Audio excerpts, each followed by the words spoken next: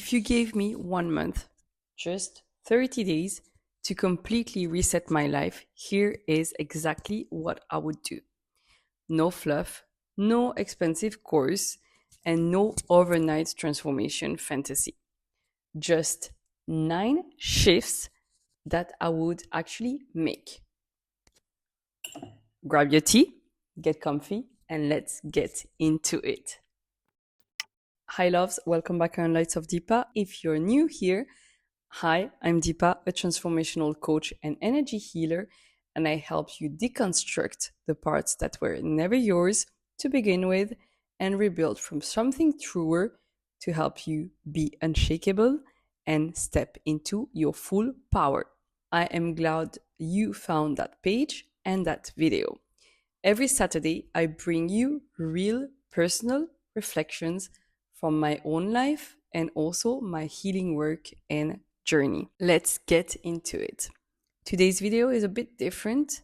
It's part vlog and part life audit. I've been sitting with a question, which is if I stripped everything back and had 30 days to rebuild, what would actually move the needle? And I realized the answer maps almost perfectly into the framework that I already teach, which is the Trimurti coming from Hinduism. It is with Shiva, Brahma, and Vishnu, which are gods from Hindu tradition. The Trimurti is all about deconstruction, rebuilding with creation, and then preserving what we built. And this is exactly how I shape it now. The first phase is deconstruction with Shiva. This is all things that I would strip away before starting new. Because for me, before you build something new, you first have to clear the ground. This is the uncomfortable part, but it is where the real movement starts. The first thing is I would definitely stop labeling things as easy or hard, as positive or negative, because the label is doing some more work than we realize. It's the story we tell ourselves before we even tried. So if I started from scratch, what I love to do is seeing it as neutral and see, does this choice move me towards what I want or away from it? That's it. No judgment, just clear direction. The second thing, I would ask someone I deeply trust what they think I need to work on. This one is still making me a bit nervous, but there are many blind spots that we simply cannot see from inside our own head. And the goal is not to collect criticism, but it is to practice receiving feedback without letting it become a wound. It is a skill, and it's something that I still learn to do. But I know how powerful this is. The third thing is I would take a real break from alcohol. Not forever, but just as a moral stance, just as information gathering. It's like, who am I in a room, on a date, at a gathering, when I'm not reaching for anything to soften the edges? And this is humbling, and honestly, it is super liberating to find out.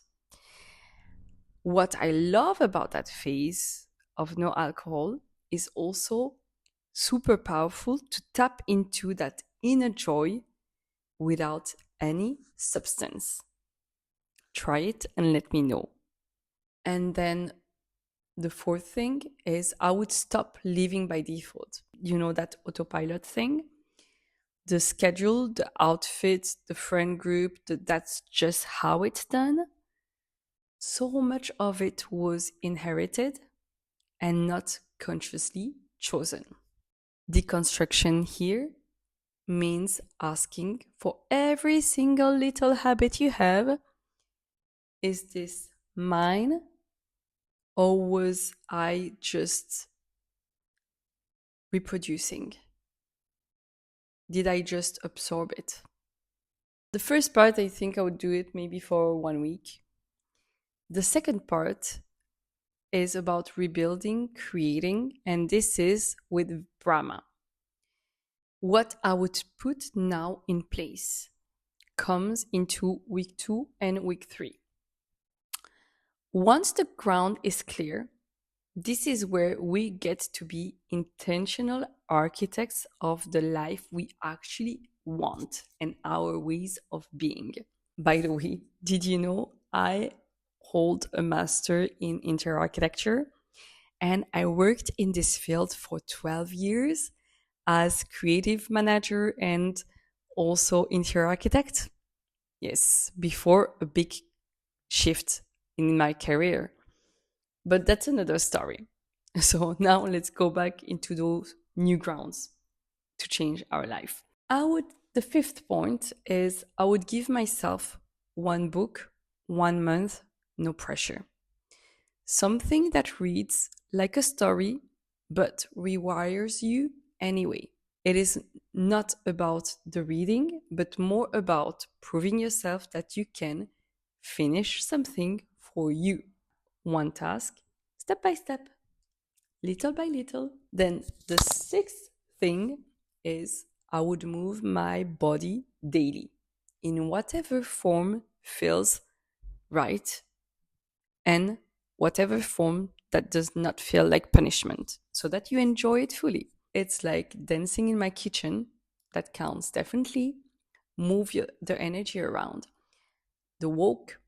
This was never about aesthetic or competition, but it's all about staying connected to the vessel you have, the body that carries you through everything else.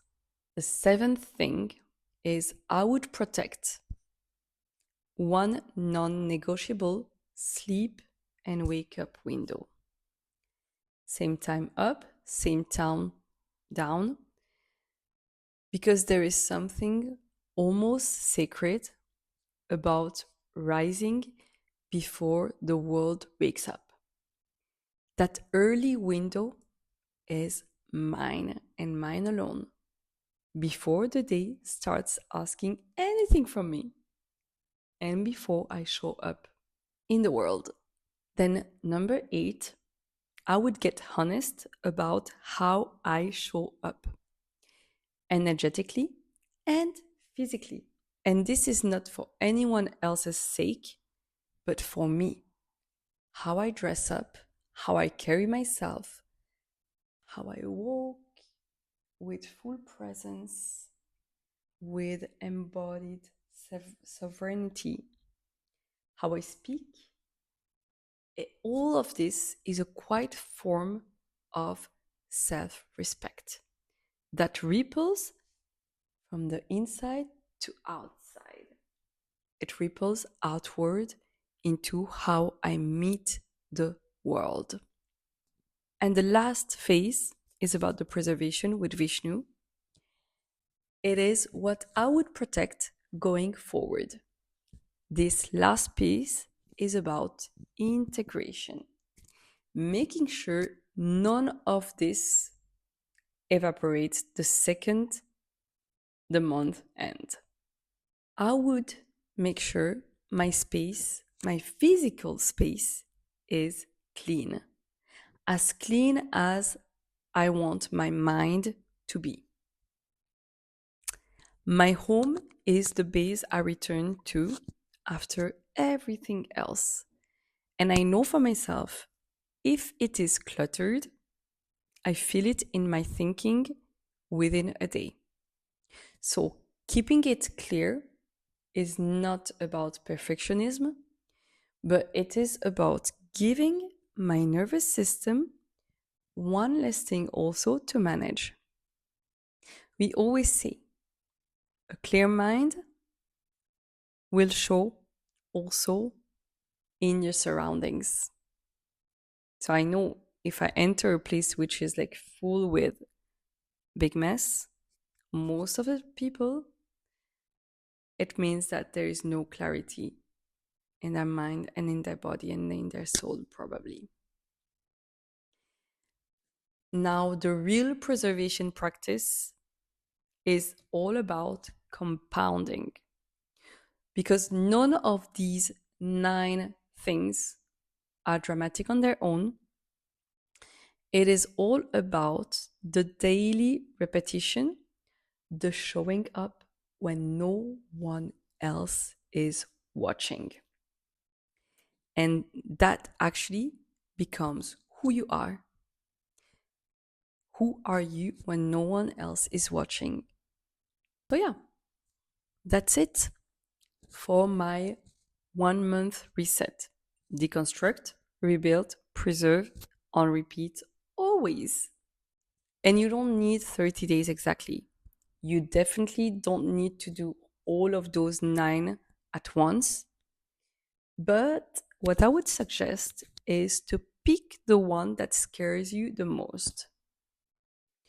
Because where the fear is, it is always the place to start. The change happens by taking that leap of faith for yourself. Remember, growth happens beyond your comfort zone. So choose one and stick to it, one step at a time. If this resonated with you, give us a like. Tell us in the comments which point you're starting with and where you guys are tuning in from. Also, don't forget, hit the subscribe button, turn the notifications on so you don't miss any content from Lights of Deepa. And you learn to be your best version, to be unshakable, and step into your full power. Also, new episodes are out Monday, Wednesday, and Saturday. I'll see you in the next one.